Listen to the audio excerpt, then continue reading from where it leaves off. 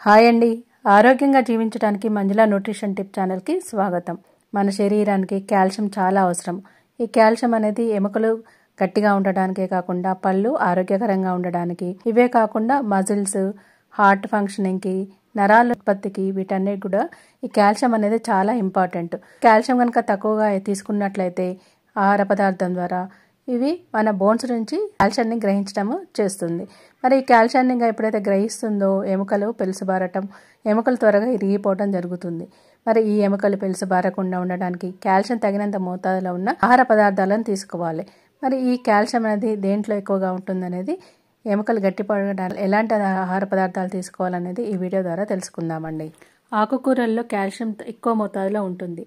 ముఖ్యంగా పాలకూర, తోటకూర, బచ్చలి కూర అంటే ఆకుకూరలలో కాల్షియం అనేది మెండుగా ఉంటుంది. కాబట్టి ఇవి ఎముకలు బలహీనపడకుండా చేయడానికి కావాల్సిన, ఎముకలు బలంగా ఉండేటట్లు చేస్తాయి. కాబట్టి ఆకుకూరలను సాధ్యమైనంత ఎక్కువగా తీసుకోవడానికి ప్రయత్నం చేయడం ద్వారా మనం ఈ కాల్షియం లోపాన్ని తగ్గించవచ్చు.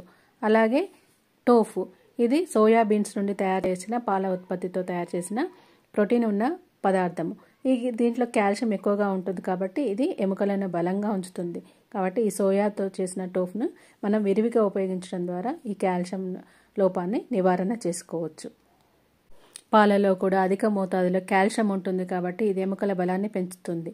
కాబట్టి నిత్యము పాలు తీసుకోవడానికి ప్రయత్నం చేయాలి. అలాగే సార్జన్స్ చేపల్లో కూడా omega 3 fatty acids, vitamin D ఉంటాయి. ఇవి కాల్షియం శోషణకు ఉపయోగపడతాయి. తద్వారా ఎముకల బలాన్ని పెంచుతాయి. కాబట్టి సాధ్యమైనంత వరకు చేపలను కూడా తీసుకోవటం ఎంతో ఆరోగ్యదాయకం.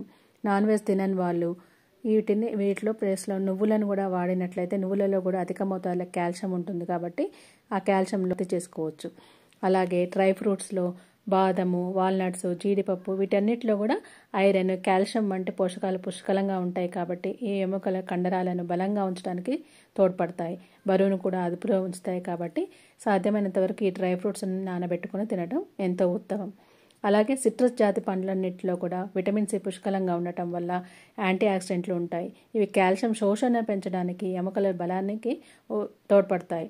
అందుకే నిమ్మ, నారింజ, బత్తాయి వంటి పండ్లను తినడం ద్వారా ఆ కాల్షియంని మనం శరీరం త్వరగా అబ్జర్వ్ చేసుకోవడానికి ఈ సిట్రస్ జాతి పండ్లన్నీ కూడా ఉపయోగపడతాయి. కాబట్టి సాధ్యమైనంత వరకు విటమిన్ సి పుష్కలంగా ఉన్న ఆహార పదార్థాలు తీసుకోవాలి.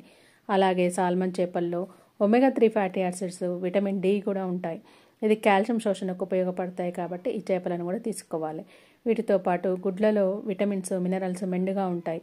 ఇవి ఎముకల కండరాల బలానికి తోడ్పడతాయి. కాబట్టి ఎముకల బలహీనతంగా ఉంటే రోజు కోడిగుడ్డు తింటే ఎంతో మంచిది. అలాగే సూర్యరశ్మిలో కొద్దిసేపు ఉండటం వల్ల తగినంత మోతాదులో విటమిన్ డి మన శరీరానికి లభిస్తుంది. అందుకే రోజు ఉదయం కాసేపు సూర్యరశ్మిలో గడపడం ద్వారా చాలా మంచిది. దీనివల్ల కాల్షియం శోషణను పెరిగి ఎముకలు బలంగా ఉండటానికి తోడ్పడతాయి. కాబట్టి ఉదయం వేళలో, సాయంత్రం వేళలో పిల్లలను ఆరుబయట ఆడుకోవటం, మనం కూడా ఆరుబయట నడవటం ద్వారా అటు ఆరోగ్యము, వాళ్ళకి కావాల్సిన కాల్షియం కూడా మన బాడీకి అందటం వల్ల ఎముకలు పుష్టిగా ఉంటాయి.